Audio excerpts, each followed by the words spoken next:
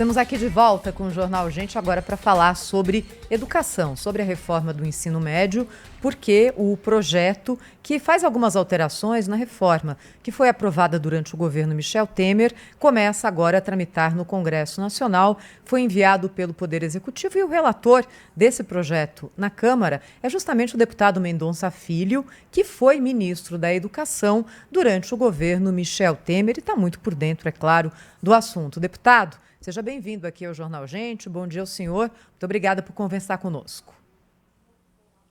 Obrigado, bom dia. Obrigada. Deputado, o senhor esteve ali muito envolvido na reforma do ensino médio, que criou, como entre as mudanças, algumas possibilidades de escolha para os alunos que antes não existiam. E muitas secretarias de educação disseram que as possibilidades estavam muito amplas e que, basicamente, elas não estavam dando conta de contratar professores ou de prover aquele conteúdo tão diferente para os seus alunos. Isso bateu no MEC e o MEC estudou, decidiu não revogar ou não pedir a anulação completa da reforma, que muita gente considera ali algo positivo, mas faz ajustes. O senhor, como relator, mas também como uma pessoa que esteve ali no começo do processo, vê de que forma a implementação do novo ensino médio e de que tipos de ajustes seriam necessários a partir de agora para tornar esse processo até mais factível para o ensino público estadual, deputado? Bom, primeiro eu acho que a reforma do ensino médio é absolutamente necessária, né? O Brasil está muito atrasado no campo da educação básica, comparativamente aos principais países do mundo. A gente não consegue alfabetizar as nossas crianças na idade certa. No terceiro fundamental tem criança, mais de 50% delas que ainda não sabem ler e escrever adequadamente. E a etapa do ensino médio é uma das mais complexas e com piores indicadores do sistema educacional brasileiro. Evasão altíssima, muitos jovens que nem trabalham nem estudam, muitos jovens que não seguem no ensino médio até a sua conclusão e falta de conexão com a educação técnica, o que ocorre diferente da média do mundo. Para se ter uma ideia, na Europa, mais de 50% das matrículas do ensino médio são conectadas com educação técnica. No Brasil, apenas 9%. Então, a gente está muito distante do que ocorre no mundo como um todo. A flexibilidade curricular inexiste, por isso eu acho fundamental que a gente possa avançar na direção da implementação da reforma do ensino médio. O governo mandou uma proposta que altera a proposta original, a gente vai se debruçar sobre essa proposição e buscar, evidentemente, a formação e a definição de consensos para que a gente não danifique a ponto de inviabilizar as próprias mudanças do ensino médio que foram apresentadas ainda dentro do governo do então presidente Michel Temer. Olá, deputado, bom dia, bem-vindo aqui ao nosso programa. A reforma do ensino médio foi um dos legados, já que falamos disso aqui agora há pouco, foi um dos legados do governo de Michel Temer, né? Era uma reforma que estava ali amadurecida no âmbito do Ministério da Educação, dos técnicos, dos educadores de uma maneira geral, dos técnicos, especificamente no ensino médio, e acabou que o governo teve até a coragem de implementar, né? De assumir o encargo de implementar a reforma do ensino médio. Mas essa reforma, tanto quanto outras que foram feitas nos últimos anos, estão sendo desmanteladas pelo atual governo, né? Estão sendo uma destruição de muita coisa positiva que foi feita nos últimos tempos. De que maneira o senhor vê isso, né, do ponto de vista da reforma do ensino médio? Porque parecia uma conquista importante, um avanço importante da sociedade, que aí muda o governo, chega lá o sujeito que não entende muito do assunto e resolve, então, simplesmente jogar tudo na lata do lixo. O que é que o senhor nos diz sobre isso?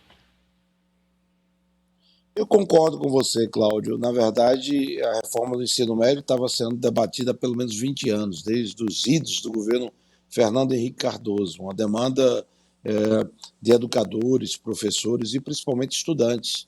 Estudantes não se identificam com o modelo, eu diria, de 13 disciplinas obrigatórias, pouco flexível, que o jovem Infelizmente, ele não protagoniza a definição da sua própria formação, não é diversificado, exigindo aprofundamentos em áreas de conhecimento que o jovem entende que deve ser o seu curso rumo a uma educação técnica, um curso de nível superior.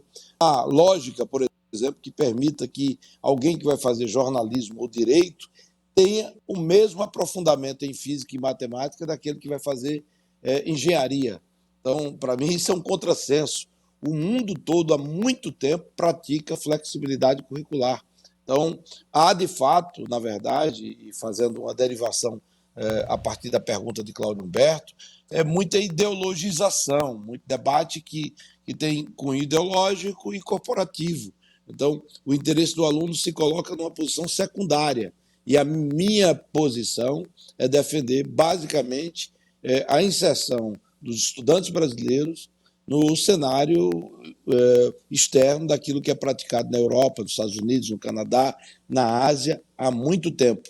Quando a gente avalia o desempenho do Brasil no que diz respeito à educação, por exemplo, o teste na avaliação do PISA, que é a avaliação internacional da OCDE, nós ocupamos as piores posições em ciência, em português, em matemática. Então, não dá para a gente ficar com a educação do século passado, quando o mundo já evoluiu bastante nesse século XXI, com flexibilidade curricular, e onde o jovem ele é protagonista na definição da sua própria formação educacional.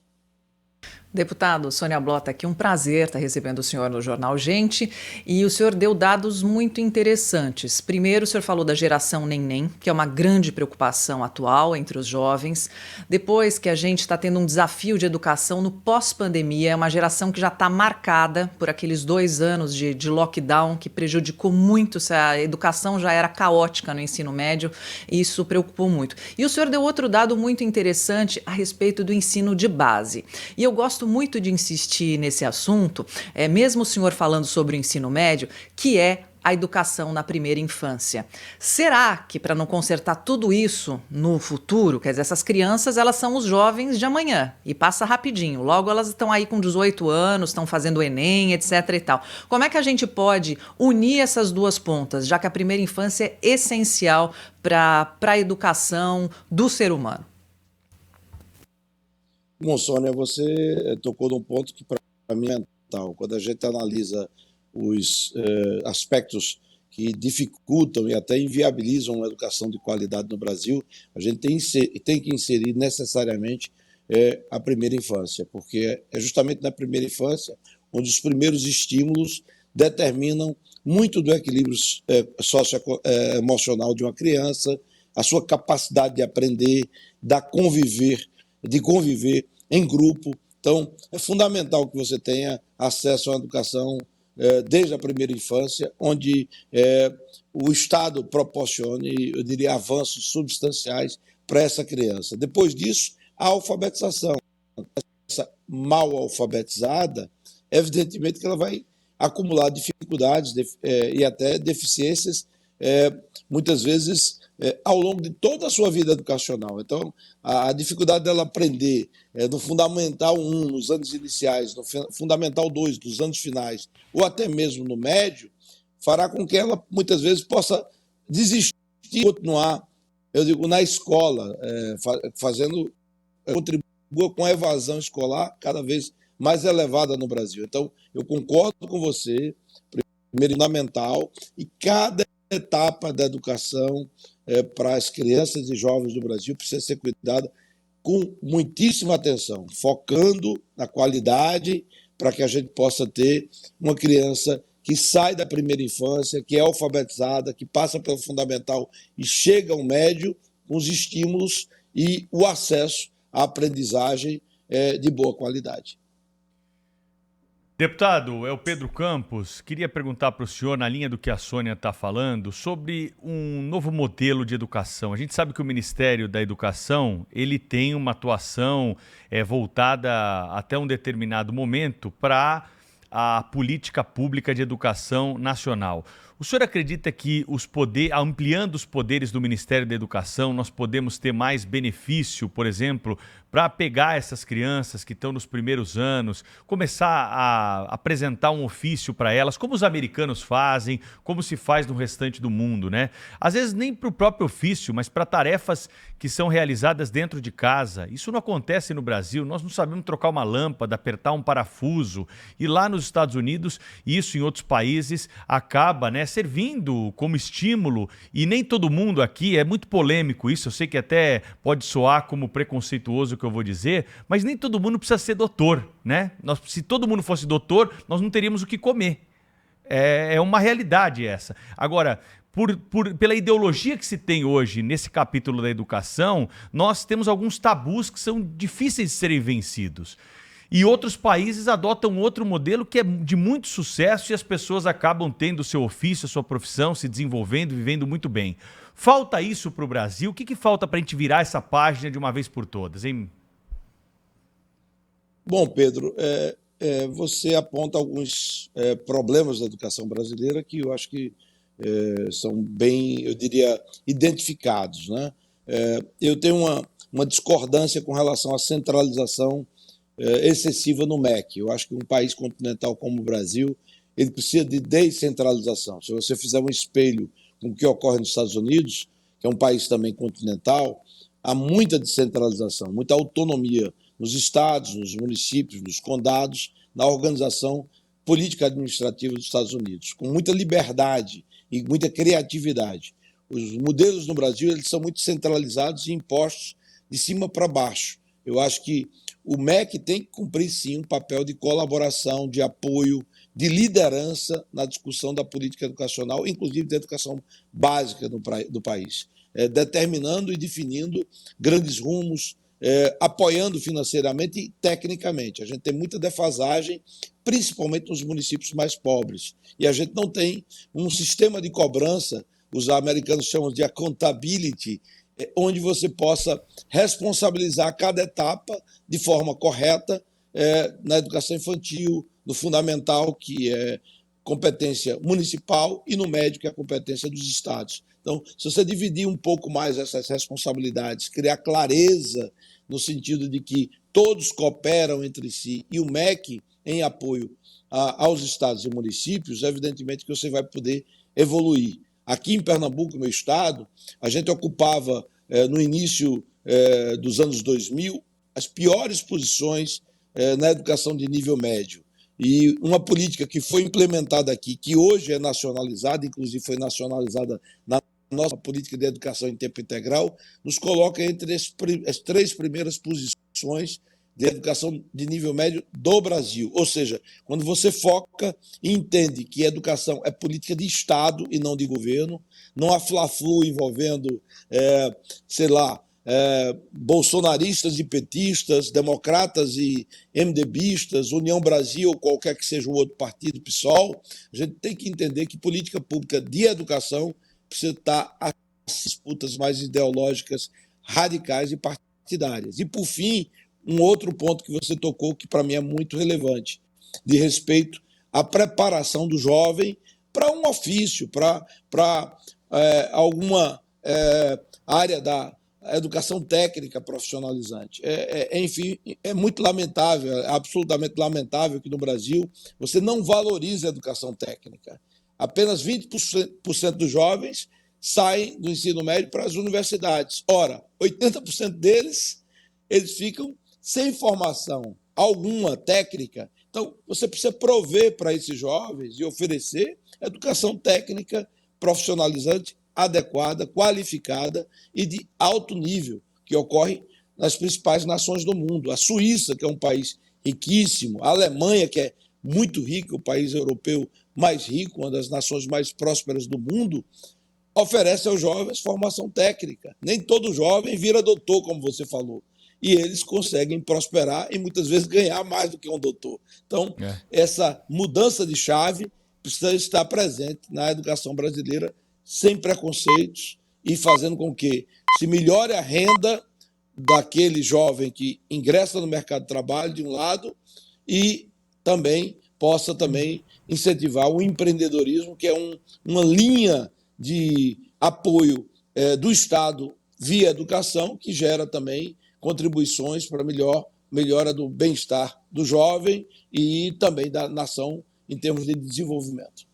Deputado Mendonça Filho, deixa só, antes da gente fechar aqui a nossa conversa, voltar um pouquinho para a questão da reforma do ensino médio, esse projeto que o senhor relata agora na Câmara dos Deputados, não é?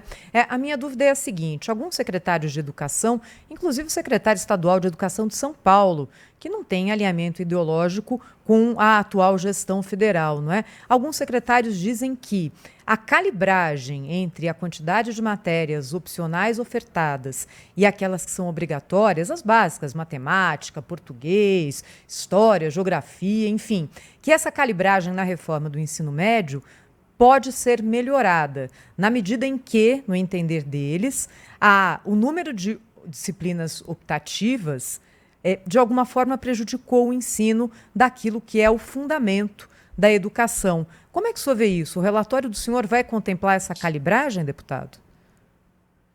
Vai. O que se discute, na verdade, é o número de horas do conteúdo comum que deve ser ofertado a todos os alunos de forma obrigatória, que tem vínculo direto com a Base Nacional Comum Curricular, que foi iniciada a sua discussão ainda nos governos anteriores do PT, que foi finalizada e homologada na gestão do presidente Temer. A educação fundamental foi homologada no meu período como ministro e o médio na sucessão, no caso, do ministro Roscielli. Então, para mim, dá para elevar o número de horas comum, que foi determinado em 1.800 horas, né? Talvez para 2.000 horas, mas não dá para chegar às 2.400 horas, que quer, por exemplo, e propõe o projeto do governo federal. Essa é a minha visão. A gente tem que analisar do ponto de vista técnico e de viabilização política, porque se você tem 3.000 horas e determina que 2.400 horas são de horas comum para todos, de forma obrigatória e compulsória, sobrarão apenas 600 horas para, por exemplo, itinerários formativos diversos e até educação técnica. Só que muitos cursos de educação técnica exigem 1.200 horas, particularmente na área de saúde, por exemplo. Como você vai compatibilizar em 600 horas um curso que demanda 1.200 horas? É impossível. Então, e outra coisa, a proposta e a lógica do PT é de resgate, e eu tenho respeito, mas eu tenho que avaliar criticamente ela, dividir por matérias, por cadeiras específicas, história, geografia, biologia, química, física, como ocorria no passado. O mundo não mais pratica isso, e sim a transversalidade, uma educação mais transversal, onde há uma inter-relação entre as disciplinas, os conteúdos curriculares que devem estar presentes na base curricular. Então, a gente vai discutir de forma técnica, recebendo as contribuições dos estados, que têm a missão, os estados, de prover e oferecer e garantir a educação para mais de 80% dos jovens que estão no ensino médio no Brasil. Os protagonistas da educação de nível médio no Brasil são os secretários estaduais de educação. Eles têm a responsabilidade direta de garantir a educação de nível médio de qualidade. Infelizmente, hoje não é a qualidade que nós desejamos. A gente precisa avançar. Deputado. E eu quero, nesse diálogo, contribuir para que a gente possa ter qualidade na educação de nível médio do Brasil. Deputado, eu queria que o senhor falasse sobre as chances efetivas no Congresso Nacional, né, enfim, de o Congresso seguir, por exemplo, um texto final que o senhor venha elaborar e tal, que o senhor vai elaborar, porque os deputados e senadores têm consciência disso, de toda essa problemática, ou a decisão será meramente político-ideológica? Porque o PT, por exemplo, quer manter a obrigatoriedade ou tornar obrigatórias disciplinas que são usadas por militantes, ativistas políticos para iniciar ali, como é que eu diria, a formação, a influência política e ideológica deles dos alunos, né? Ainda adolescentes. É isso. Em resumo, é essa a intenção, né? Mas os deputados e senadores, o senhor acha que a tendência será como o senhor recomenda, uma abordagem técnica do tema ou a política vai prevalecer? Eu confio muito na minha capacidade de construção política, sabe, Cláudio?